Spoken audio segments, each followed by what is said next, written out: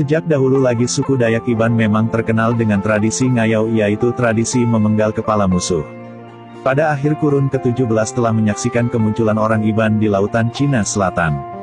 Salah seorang pahlawan Iban yang terkenal adalah seperti Unggang Lebur Menua, orang kaya pemanca dana bayang, Rantap Tanah Runtuh Menua, Uyu Apai Ikum, Unal Bulan, Sabok Gila Berani, Linggir Mali Lebu dan Luang, serta banyak lagi pahlawan Iban yang lain yang telah menggemparkan sejarah Borneo dengan tradisi ngayau bukan saja di daratan malahan juga di lautan Cina Selatan. Unggang Lebur Menua merupakan seorang pemimpin Iban dari Entanak Ulu Layar Betong. Pada mulanya Unggang hanya mengayau di daratan dari selatan Sarawak hingga ke utara. Namun begitu, pada kurun ke-18 Sultan Brunei coba meluaskan pengaruhnya ke selatan Borneo. Demi menyekat pengaruh penjajahan Brunei, Unggang telah mengetuai orang Iban untuk mengayau di lautan Cina Selatan mengalahkan penjajahan asing. Di samping itu, selain gah dengan tradisi ngayau, orang Iban juga mahir membuat perahu dan kapal untuk meredah lautan luas. Orang Iban atau dikenali oleh orang Eropa sebagai Si Dayak telah beberapa kali menenggelamkan kapal asing dan membuat kerajaan Brunei kucar-kacir.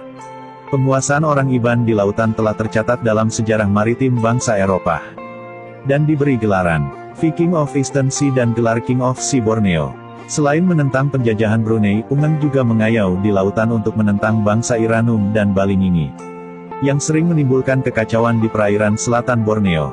Selain memiliki keberanian dan kekuatan, Unggang Lebur Menua juga memiliki kesaktian yang luar biasa, hingga kan tidak ada seorang pun yang dapat mengalahkan dia.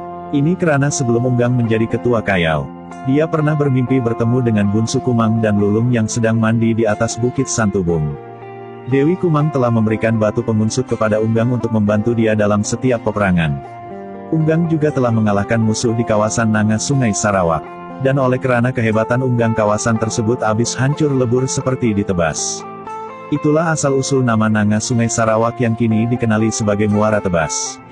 Berasal dari bahasa Iban Nanga Tebas yang hingga kini masih menjadi sejarah kepahlawan Unggang Lebur Menua. Sejak itulah, nama Unggang terus terkenal dan digeruni oleh pihak musuh.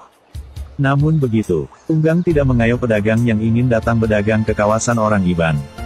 Seperti pedagang Cina, Unggang memberi kebenaran kepada mereka untuk datang berdagang dan melindungi mereka dari diserang lanun lain. Dan memberikan pesan agar mengibarkan bendera putih agar dikenali. Mana-mana pendatang asing yang tidak mengibarkan bendera putih akan diserang oleh Unggang dan pengikutnya. Unggang juga menjalin persahabatan dengan kaum Melayu.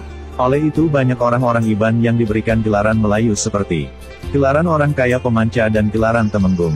Walaupun tradisi ngayau sering dipandang serong dan menggerunkan, namun bagi suku Dayak Iban mereka hanya mengayau pihak musuh sahaja yang mengganggu atau mencampuri wilayah orang Iban. Setelah kematian Unggang yang sakit tua, tempat beliau telah digantikan anaknya Luta, Muluk dan Ketit.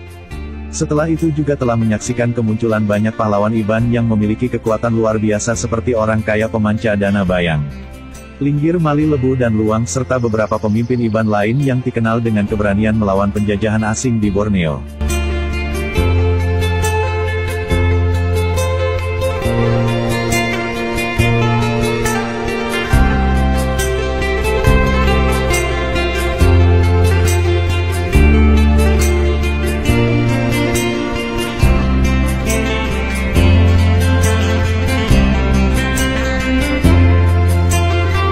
Semoga video ini bermanfaat untuk mengenal sejarah peradaban bangsa sehingga bertemu lagi di video yang berikutnya.